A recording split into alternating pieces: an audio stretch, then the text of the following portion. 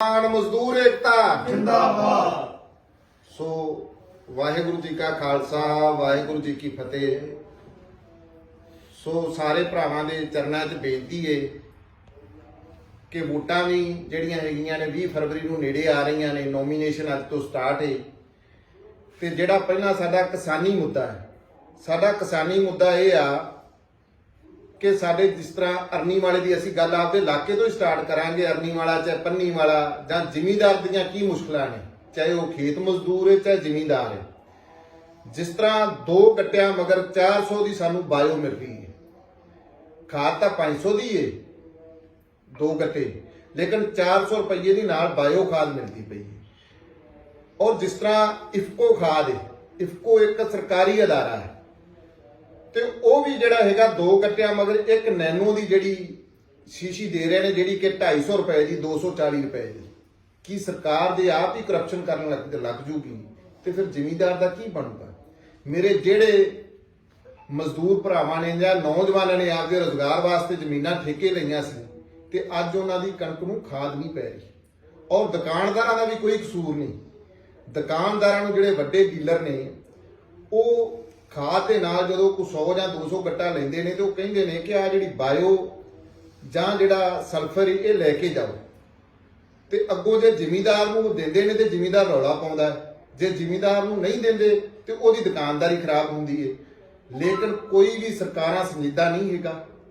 ਜਿਵੇਂ ਮੈਂ ਪਿੱਛੇ ਗੱਲ ਕਰਾਂ ਕਿ ਸਾਡੇ ਹਲਕਾ ਜਲਾਲਾਬਾਦ ਦੀ ਜਦੋਂ ਅੱਜ ਤੋਂ 1.5 ਸਾਲ ਪਹਿਲਾਂ ਬਾਰਿਸ਼ਾਂ ਪਈਆਂ ਸੀ, ਉਦੋਂ ਆਪ ਪਾਰਟੀ ਵੀ ਆਈ ਸੀ, ਸੁਖਬੀਰ ਬਾਦਲ ਵੀ ਆਇਆ ਸੀ ਔਰ ਰਮਿੰਦਰ ਆਵਲਾ ਵੀ ਆਇਆ ਸੀ ਤੇ ਮੰਤਰੀ ਵੀ ਆਏ ਸੀ ਤੇ ਸਾਡਾ 89 ਕਰੋੜ ਮੁਆਵਜ਼ਾ ਬਣਿਆ। ਚੰਨੀ ਖੁਦ ਇੱਥੇ ਫਾਜ਼ਿਲਕਾ ਆਇਆ ਤੇ ਮੈਂ ਗੱਲ ਕੀਤੀ ਆ, ਨਾਲ ਮੇਰੇ ਸਾਰੇ ਸੱਜਣ ਸੀ ਤੇ ਸਾਨੂੰ ਮੁਆਵਜ਼ਾ ਅੱਜ ਤੱਕ ਨਹੀਂ ਮਿਲਿਆ। ਸੋ ਇਹ ਸਰਕਾਰ ਦੀ ਬੜੀ ਵੱਡੀ ਨਲਾਇਕੀ ਔਰ ਕਿਸਾਨਾਂ ਪ੍ਰਤੀ ਇਹ ਸਰਕਾਰ ਦੀ ਸੋਚ ਦੱਸਦੀ ਕਿ ਕਿਸਾਨਾਂ ਦੇ ਹਿੱਤ ਦੀ ਨਹੀਂ ਹੈਗੀ। ਤੇ ਇੱਕ ਮੇਰੀ ਜਿਹੜੀ ਅਗਲੀ ਬੇਨਤੀ ਹੈ, ਦੇਖੋ ਜਲਾਲਾਬਾਦ ਤੋਂ ਜਦੋਂ ਸਾਡਾ 19 ਚ ਇਲੈਕਸ਼ਨ ਹੋਇਆ ਤੇ ਸਾਡੇ ਇੱਥੋਂ ਦੇ ਐਮਐਲਏ ਨੂੰ ਕਿਹਾ ਜਾਣ ਲੱਗਾ ਕਿ ਪੰਜਾਬ ਦਾ ਸਭ ਤੋਂ ਅਮੀਰ ਐਮਐਲਏ ਆ, ਤੇ ਬੜੀ ਅਫਸੋਸ ਦੀ ਗੱਲ ਏ, ਬੜੇ ਅਫਸੋਸ ਨਾਲ ਕਹਿਣਾ ਪੈ ਰਿਹਾ ਇਹ ਮੇਰਾ ਵੀਰ ਉਹ ਏ ਕਿ ਜਿਹੜਾ 96 ਤੋਂ ਲੈ ਕੇ 97 ਤੋਂ ਲੈ ਕੇ ਏਜੰਟ ਬਣ ਲੱਗਾ। ਔਰ ਸਾਡੇ ਮੂਲਿਆਂ ਵਾਲੀ ਪਿੰਡ 'ਚ 7 ਦੀਆਂ ਵੋਟਾਂ ਤਿੱਕਰ ਹਰੇਕ ਵਾਰੀ ਸਾਨੂੰ ਕਾਂਗਰਸੀਆਂ ਨੂੰ ਕੁੱਟ ਪੈਂਦੀ ਸੀ ਔਰ ਕਾਲੀ ਕੁੱਟ ਕੇ ਸਾਨੂੰ ਅੰਦਰੋਂ ਕੱਢਦੇ ਹੁੰਦੇ ਸੀ। ਇਹ ਸਬੂਤ ਏ। ਤੇ ਅਸੀਂ ਹੌਲੀ ਹੌਲੀ ਤਗੜੇ ਹੋਏ ਤੇ ਅਸੀਂ ਜਿਹੜਾ ਹੈਗਾ ਹੈ ਸੁਖਬੀਰ ਦੇ ਰਾਜ ਵਿੱਚ ਵੀ ਫਿਰ ਕਦੀ ਕਾਂਗਰਸ ਨੂੰ ਘਟਣ ਨਹੀਂ ਦਿੱਤਾ। ਸਾਡਾ ਪਿੰਡ ਲੀਡ ਹੀ ਰਿਹਾ। ਪਰ ਇਹਨਾਂ ਜਿਹੜਾ ਇਹ ਮੌਜੂਦਾ ਐਮਐਲਏ ਸੀ, ਇਹਨੇ ਆਪਦੇ ਚਮਚੇ ਪੈਦਾ ਕਰ ਲਏ। ਜਿਵੇਂ ਅਰਨੀ ਵਾਲੇ ਵਿੱਚ ਸਾਡਾ ਰਾਮਕ੍ਰਿਸ਼ਨ ਚੌਧਰੀ ਸੀ, ਜਦੋਂ ਕੋਈ ਇੱਕ ਕੁਰਸੀ ਨਹੀਂ ਸੀ ਦਿੰਦਾ ਤੇ ਸਾਡੇ ਉਸ ਚੌਧਰੀ ਰਾਮਕ੍ਰਿਸ਼ਨ ਕੰਬੋਜ ਪੈਲਸ ਵਾਲੇ ਨੇ ਸਾਨੂੰ ਕਾਂਗਰਸ ਲਈ ਪੈਲਸ ਦਿੰਦਾ ਹੁੰਦਾ ਸੀ ਔਰ ਉਹਨੂੰ ਤਾਂ ਕੋਈ ਅਹੁਦਾ ਨਹੀਂ ਮਿਲਿਆ। ਜਿਹੜਾ ਚੰਗੇ ਤੇ ਨੇਕ ਬੰਦੇ ਸੀ ਔਰ ਜਿਹੜੇ ਚਮਚੇ ਸੀ ਤੇ ਪੈਸੇ ਬਣਾਉਣ ਵਾਲੇ ਸੀ, ਉਹਨਾਂ ਨੂੰ ਅਹੁਦਾ ਦੇ ਕੇ ਨਵਾਜਿਆ। ਅੱਜ ਸਾਡੇ ਮੂੜਿਆਂ ਵਾਲੀ ਪਿੰਡ ਦੇ ਹਾਲਾਤ ਇਹ ਨੇ, ਜਾਂ ਅਰਨੀਆਂ ਵਾਲੇ, ਮੈਂ ਜ਼ਹਿਰ ਦੀ ਗੱਲ ਕਰਾਂ, ਸਾਡੇ ਪਿੰਡ ਚੋਂ 100 ਵੋਟ ਪੈਣੀ ਕੱਲੀ ਕਾਂਗਰਸ ਨੂੰ ਔਰ ਜਰਨਲ ਕੈਟਾਗਰੀ ਦਾ ਕੋਈ ਬੰਦਾ ਵੀ ਕਾਂਗਰਸ ਦਾ ਏਜੰਟ ਨਹੀਂ ਬਣੂਗਾ। ਏਜੰਟ ਜਿਹੜਾ ਹੈ ਕਿ ਦਿਹਾੜੀ ਦੇ ਸ਼ਾਇਦ ਕਾਂਗਰਸ ਨੂੰ ਬਣਾਉਣਾ ਪਏ। ਔਰ ਜੇ ਮੈਂ ਬੰਨਾ ਵਾਲੇ ਦੀ ਗੱਲ ਵੀ ਕਰਾਂ ਤੇ ਸੁਖਜੀਤ ਮਾਨ ਹਰੀ ਜਿਹੜੇ ਕੱਟੜ ਕਾਂਗਰਸੀ ਸੀ, ਬਲਰਾਜ ਹਰੀ, ਉਹ ਟੁੱਟ ਕੇ ਆਪ ਚ ਜਾ ਚੁੱਕੇ ਨੇ। ਔਰ ਮੈਨੂੰ ਤਾਂ ਇਹ ਲੱਗਦਾ ਕਿ ਬੰਨਾ ਵਾਲੀ ਦੇ ਜਿਹੜੇ ਡੈਰੀਆਂ ਵਾਲੇ ਬੇਲੀ ਸੀ ਨਾ, ਉਹਨਾਂ ਏਜੰਟ ਨਹੀਂ ਬਣਨਾ ਕਾਂਗਰਸ ਦਾ। ਔਰ ਝੁੱਗੀਆਂ ਚ ਕਾਂਗਰਸ ਨੂੰ 1 ਵੋਟ ਨਹੀਂ ਪੈਣੀ। ਸਰਪੰਚ ਜੇ ਬਣੇ ਨੇ ਘੜਿਆਣੇ ਤੋਂ ਆਪਦੇ ਦਮ ਤੇ ਬਣੇ ਸੀ, ਕਾਂਗਰਸ ਦਾ ਕੋਈ ਰੋਲ ਨਹੀਂ ਸੀ ਵਿੱਚ। ਤੇ ਕਾਂਗਰਸ ਨੇ ਜਿਹੜਾ ਹੈਗੀ ਵੋਟ, ਜਿਵੇਂ 17 ਚ 85 ਵੋਟਾਂ ਪਈਆਂ ਸੀ ਨਾ ਕਾਂਗਰਸ ਨੂੰ, ਘੜਿਆਣੇ ਪਿੰਡ ਚੋਂ ਵੀ 85 ਪੈਣੀਆਂ ਨੇ। ਤੇ ਸਵਾਦ ਤਾਂ ਆਉਂਦਾ ਜੇ ਪਹਿਲੇ ਲੀਡਰਾਂ ਨੂੰ ਟਿਕਟ ਦਿੱਤੀ ਜਾਏ ਤਾਂ ਉਹਨਾਂ ਨੂੰ ਪਤਾ ਲੱਗ ਜਾਏ। ਜੇ ਬਾਊ ਰਾਮਕ੍ਰਿਸ਼ਨ ਨੂੰ ਸ਼ਹਿਰੀ ਪ੍ਰਧਾਨ ਬਣਾਉਂਦੇ ਤੇ ਅਸੀਂ ਵੀ ਕਹਿੰਦੇ ਕਿ ਇੱਕ ਪੁਰਾਣੇ ਕੱਟੜ ਕਾਂਗਰਸੀ ਨੂੰ ਮਾਣ ਦਿੱਤਾ। ਪਰ ਮੈਂ ਇਹ ਵੇਖਿਆ ਵੀ ਜਿਹੜੇ ਪੁਰਾਣੇ ਕੱਟੜ ਕਾਂਗਰਸੀ ਸੀ ਨਾ, ਜਿਹੜੇ ਵਫਾਦਾਰ ਕਾਂਗਰਸੀ ਸੀ ਤੇ ਇਮਾਨਦਾਰ ਕਾਂਗਰਸੀ ਸੀ, ਉਹਨਾਂ ਨੂੰ ਤਾਂ ਇਹ ਜਿਹੜੇ ਸੀ ਨਾ ਚਮਚੇ ਤੇ ਬੈਰੀਆਂ ਵਾਲੇ ਬੇਲੀ ਤੇ ਖੁਦ ਐਮਐਲਏ ਉਹ ਠੋਕਣ ਤੇ ਹੀ ਲੱਗੇ ਰਹੇ ਕਿ ਇਹਨਾਂ ਨੂੰ ਮੈਂ ਖਤਮ ਕਰਨਾ ਤੇ ਮੈਂ ਆਪਦੇ ਚਮਚੇ ਪੈਦਾ ਕਰਨੇ ਨੇ। ਤੇ ਅਰਨੀ ਵਾਲੇ 'ਚ 0% ਵਿਕਾਸ ਨਹੀਂ ਹੋਇਆ। ਤੇ ਮੈਨੂੰ ਤਾਂ ਇਹ ਲੱਗਦਾ ਵੀ ਅਰਨੀ ਵਾਲੇ ਵਿੱਚ ਜਿਹੜਾ ਸਾਨੂੰ ਦਫ਼ਤਰ ਹੈ ਨਾ, ਸਾਨੂੰ ਕਿਸੇ ਨੂੰ ਕਾਂਗਰਸ ਦਾ ਐਤਕੀ ਦਫ਼ਤਰ ਨਹੀਂ ਲੋਕਾਂ ਨੇ ਦੇਣਾ। ਸਾਨੂੰ ਜਿਵੇਂ ਮੀਟ ਵਾਲੇ ਖੋਖੇ ਹੁੰਦੇ ਨੇ ਨਾ, ਖੋਖੇ 'ਚ ਦਫ਼ਤਰ ਬਣਾਉਣਾ ਪੈਣਾ। ਔਰ ਅਰਨੀ ਵਾਲੇ ਜ਼ਹਿਰ 'ਚੋਂ ਕਾਂਗਰਸ ਤੀਜੇ ਦੀ ਬਜਾਏ ਵੀ ਚੌਥੇ ਨੰਬਰ ਤੇ ਆਊਗੀ। ਔਰ ਮੈਂ ਅਕਾਲੀਆਂ ਨੂੰ ਵੀ ਬੇਨਤੀ ਕਰਨਾ ਵੀ ਅਕਾਲੀਓ ਮੂਲਿਆਂ ਵਾਲੀ ਚ ਮਿਹਨਤ ਕਰ ਲਓ। ਤੁਹਾਡੇ ਕੋਲ ਵੀ 250-300 ਵੋਟ ਹੈ, ਜ਼ਿਆਦੀ ਵੋਟ ਨਹੀਂ ਹੈਗੀ, ਪਰ ਭਾਵੇਂ ਆਪ ਦੀ ਇੱਥੇ ਮਿਹਨਤ ਕੋਈ ਨਹੀਂ ਕਰ ਰਿਹਾ, ਫਿਰ ਵੀ 900 ਤੋਂ 1000 ਵੋਟ ਮੂਲਿਆਂ ਵਾਲੀ ਦੀ। ਮੈਂ ਮੂਲਿਆਂ ਵਾਲੀ ਦੀ ਸੱਚ ਰਿਪੋਰਟ ਆ ਕੇ ਭਾਵੇਂ ਸਰਵੇ ਕਰਾ ਲਓ। ਔਰ ਅਰਨੀ ਵਾਲੇ ਦਾ ਹਾਲ ਵੀ ਇਹੀ ਹੈ ਤੇ ਬੰਨਾ ਵਾਲੀ ਦਾ ਹਾਲ ਵੀ ਇਹੀ ਹੈ। ਤੇ ਝੁੱਗੀਆਂ ਚੋਂ ਤਾਂ ਕਾਂਗਰਸ ਨੂੰ ਵੋਟ ਪੈਣੀ ਨਹੀਂ, ਜਿਹੜਾ ਟਿੱਪਾਂ ਭੇਡੇ। ਸੋ ਇਹ ਮਾੜਾ ਹਾਲ ਕਿਹਨਾਂ ਕੀਤਾ? ਇਹ ਝੋਲੀ ਚੁੱਕ ਲੀਡਰਾਂ ਨੇ। ਇਹਨਾਂ ਨੇ ਆਪਦੇ ਮਤਲਬ ਲਈ, ਔਰ ਇਹ ਜ਼ਿੰਮੇਵਾਰੀ ਬਣਦੀ ਸੀ ਇਲਾਕੇ ਦੇ ਐਮਐਲਏ ਦੀ, ਦਲ ਬਦਲਵਾਣੇ ਤੇ ਇਹਨਾਂ ਦਲ ਬਦਲਵਾਣੇ ਉਦੋਂ। ਹੁਣ ਤਾਂ ਇਹ ਜਿਵੇਂ ਮੈਂ ਵੇਖਿਆ, ਚਲੋ ਭਾਵੇਂ ਉਹ ਆਪ ਚ ਗਿਆ, ਮੈਂ ਨਾਂ ਲੈਣ ਤੋਂ ਵੀ ਗਰੇਜ਼ ਨਹੀਂ ਕਰਾਂਗਾ ਕਿ ਨਕੇਰੀਆਂ ਪਿੰਡ ਦਾ ਨੌਜਵਾਨ ਗਿਆ, ਸਭ ਤੋਂ ਵੱਧ ਪੋਸਟਾਂ ਉਹਦੀਆਂ ਹੁੰਦੀਆਂ ਸੀ। ਤੇ ਜਦੋਂ ਕੋਈ ਬੰਦਾ ਪੋਸਟ ਪਾਉਂਦਾ ਨਾ, ਥੱਲੇ ਕਮੈਂਟ ਲਿਖਦਾ ਹੈ, ਤੇ ਲੋਕ ਏਡੇ ਮੂਰਖ ਨਹੀਂ ਹੈਗੇ ਕਿ ਤੁਸੀਂ ਤਾਂ ਸਾਰਿਆਂ ਨਾਲ ਯਾਰੀਆਂ ਰੱਖੋ, ਤੇ ਜਿਹੜੇ ਆ ਸਾਡੇ ਵਰਗੇ ਭੋਲੇ ਬੰਦੇ ਨੇ ਜਾਂ ਇਹੋ ਜਿਹੇ ਵਰਕਰ ਕੁੱਟ ਖਾਣ ਵਾਲੇ ਸੀ, ਤੇ ਇਹ ਇੱਕੇ ਪਾਰਟੀ ਨਾਲ ਧੱਕੇ ਖਾਂਦੇ ਰਹੇ। ਤੇ ਮੈਂ ਕਿਸਾਨ ਯੂਨੀਅਨ ਵਾਲਿਆਂ ਨੂੰ ਵੀ ਬੇਨਤੀ ਕਰਨਾ ਕਿ ਜਿਹੜਾ ਸੁਰਿੰਦਰ ਢੰਡੀਆਂ ਨੂੰ ਤੁਸੀਂ ਟਿਕਟ ਦਿੱਤੀ ਏ, ਨਾ ਤਾਂ ਸੁਰਿੰਦਰ ਢੰਡੀਆਂ ਨੇ ਸੰਪਰਕ ਕੀਤਾ ਸਾਡੇ ਨਾਲ, ਕਿਸੇ ਵੀ ਕਿਸਾਨ ਆਗੂ ਨਾਲ ਅਰਨੀ ਵਾਲੇ ਜੈਲ 'ਚ। ਔਰ ਮੈਂ ਜਿਹੜੇ ਆਗੂ ਸੀ ਉਹਨਾਂ ਤੋਂ ਪੁੱਛਿਆ ਤੇ ਮੈਨੂੰ ਕਹਿੰਦੇ ਆਪਾਂ ਕਿਹੜੀ ਵੋਟ ਪਾਉਣੀ।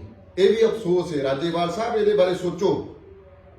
ਤੇ ਢੰਡੀਆਂ ਵਾਲਾ ਸਾਹਿਬ ਨੂੰ ਬੇਨਤੀ, ਜਾਂ ਤਾਂ ਅਸੀਂ ਵੋਟਾਂ ਪਾਵਾਂਗੇ ਕਿਸਾਨ ਯੂਨੀਅਨ ਦੇ ਨਾਂ ਤੇ, ਅਸੀਂ ਸੱਚੇ ਦਿਲ ਤੋਂ ਕਹਿੰਦੇ ਹਾਂ, ਪਰ ਜੇ ਅਸੀਂ ਵਿਕਣਾ ਹੈ ਤੇ ਫਿਰ ਅਫਸੋਸ ਹੈ। ਫਿਰ ਐਵੇਂ ਨਾ ਕਰੋ। ਫਿਰ ਮੈਂ ਤਾਂ ਕਹਿੰਦਾ ਵੀ ਆ ਸਾਡੇ ਜਲਾਲਾਬਾਦ ਦੀ ਖਾਸ ਕਰਕੇ ਫਿਰ ਕਾਲੀਆਂ ਦਾ ਤੇ ਆਪ ਦਾ ਹੀ ਮੁਕਾਬਲਾ ਵੇਖੋ। ਤੇ ਕਾਂਗਰਸ ਨੂੰ ਸਾਡੇ ਦਾ ਹੱਥ ਖੜੇ ਨੇ, ਸਾਥੋਂ ਤਾਂ ਵੋਟ ਹੁਣ ਨਹੀਂ ਪੈਂਦੀ। ਕਾਂਗਰਸੀ ਰਹਾਂਗੇ ਜ਼ਰੂਰ, ਪਰ ਵੋਟ ਪਾਉਣ ਨੂੰ ਜੀ ਨਹੀਂ ਕਰਦਾਗਾ। ਅਸੀਂ ਬਾਦਲਾਂ ਦੇ ਪਰਚੇ ਕੀਤੇ ਨੇ ਤੇ ਆਪਦੇ ਤੇ ਪਰਚੇ ਕਰਵਾਏ ਨੇ। ਜਿਹੜੀ ਨਵਜੋਤ ਸਿੱਧੂ ਜੀ ਤੁਸੀਂ ਕਹਿੰਦੇ ਜੇ ਨਾ, ਸੁਖਬੀਰ ਸਿੰਘ ਬਾਦਲ ਤੇ ਪ੍ਰਕਾਸ਼ ਸਿੰਘ ਬਾਦਲ ਤੇ ਰਵਨੀਤ ਬਿੱਟੂ ਤੋਂ ਪੁੱਛੋ, ਇਸ ਬੰਦੇ ਨੇ ਰਫਟ ਕਰਾਈ 17 ਚ, ਆ ਤੁਹਾਡੇ ਸਾਹਮਣੇ ਬੈਠਾ।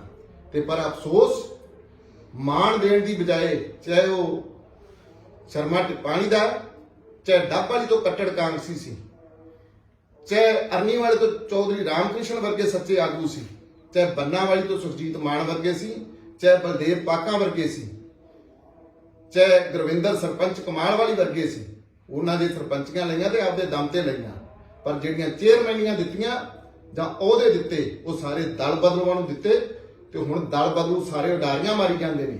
ਤੇ ਹੁਣ ਆਵਲਾ ਸਾਹਿਬ ਆ 1.5 ਮਹੀਨਾ ਪਹਿਲਾਂ ਦਫ਼ਤਰ ਬੰਦ ਕਰਕੇ ਤੁਸੀਂ ਕਾਂਗਰਸ ਦਾ ਜਲੂਸ ਕਢਾ ਕੇ ਰੱਖਤਾ, ਔਰ ਕਾਂਗਰਸ ਦੇ ਵਰਕਰਾਂ ਦਾ ਮਨੋਬਲ ਤੁਸੀਂ ਜ਼ੀਰੋ ਕਰਤਾ। ਤੇ ਫਿਰ ਅਸੀਂ ਡੁੱਬਦੀ ਬੇੜੀ ਤੇ ਕਿਉਂ ਸਵਾਰ ਹੋ ਕੇ? ਜੇ ਤੁਸੀਂ ਲੀਡਰੀ ਮੈਦਾਨ ਛੱਡ ਕੇ ਭੱਜੀ ਜਾਂਦੇ ਜੇ। ਅੱਜ ਅਸੀਂ ਕਿਸੇ ਭੋਗ ਤੇ ਇਕੱਠੇ ਹੋਏ ਸਾਂ, ਮੇਰੇ ਇੱਥੇ ਰਿਸ਼ਤੇਦਾਰ ਸੀ, ਉਹਨਾਂ ਦੀ ਡੈਥ ਸੀਗੀ, ਤੇ ਉੱਥੇ ਜਿਹੜੇ ਵੱਡੇ ਵੱਡੇ ਸੱਜੇ ਖੱਬੇ ਤੁਰਨ ਫਿਰਨ ਵਾਲੇ ਸੀ, ਮੈਂ ਤਾਂ ਕਹਾਂਗਾ ਜਿਹੜੇ ਅਰਨੀ ਵਾਲੇ 'ਚ ਡੈਰੀਆਂ ਚੁੱਕ ਸੀ, ਇੱਕ ਵਾਰੀ ਦਫ਼ਤਰ ਖੋਲ੍ਹਣ। ਮੇਰੇ ਕੋਲ ਕਾਲੜਾ ਸਾਹਿਬ ਵੀ ਆਏ ਸੀ, ਕਾਲੜਾ ਸਾਹਿਬ ਨੂੰ ਵੀ ਪ੍ਰਧਾਨ ਬਣਾ ਦਿੰਦੇ, ਇਹਨਾਂ ਨੂੰ ਵੀ ਟਿਕਟ ਦੇ ਦਿੰਦੇ, ਸਾਨੂੰ ਇਹ ਹੀ ਚੰਗੇ ਸੀ। ਸਾਡੇ ਇਲਾਕੇ ਦੇ ਤਾਂ ਹੈਗੇ ਸੀ। ਪਰ ਹੁਣ ਸਵਾਦ ਤਾਂ ਹੈ ਵੀ ਇੱਥੇ ਆ ਕੇ ਮਿੱਤਰੋ।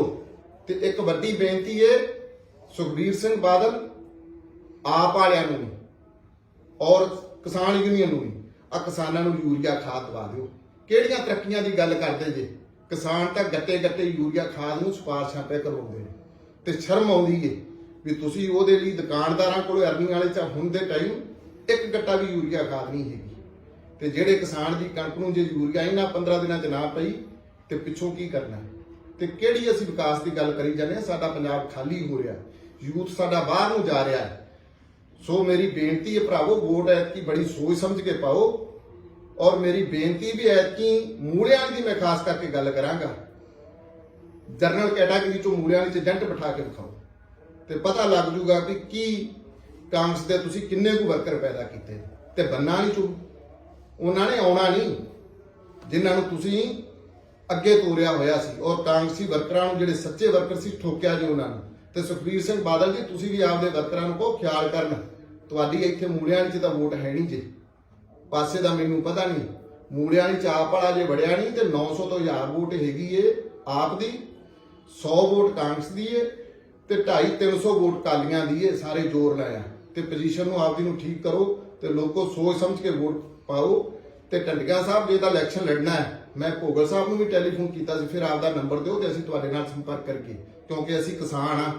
ਸਾਡਾ ਪਹਿਲਾ ਫਰਜ਼ ਇਹ ਬਣਦਾ ਹੈ ਵੀ ਅਸੀਂ ਕਿਸਾਨੀ ਨੂੰ ਵੋਟ ਪਾਈਏ। ਕੋਟਲੀ ਮੁੰਡਾ ਕਰ ਰਿਹਾ ਨਾ ਗਿੱਦੜਵਾ ਮਿਹਨਤ, ਠੀਕ ਹੈ, ਉਹਨੂੰ 5000 ਵੋਟ ਪਏ 10000 ਪਏ, ਉਹ ਲੋਕਾਂ ਤੇ ਆ।